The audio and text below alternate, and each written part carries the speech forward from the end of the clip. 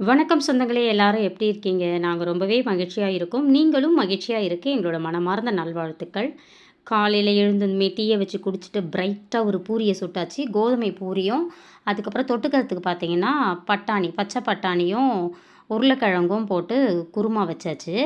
குருமானா இது தேங்காய்லாம் அரைச்சு ஊத்தல. வெங்காயம், தக்காளி, பூண்டு, இஞ்சி இதெல்லாம் நசுக்கி போட்டு, சோம்பு போட்டு தாளிச்சாச்சு. கொஞ்சம் காஞ்ச மிளகாய் கிள்ளி போட்டு.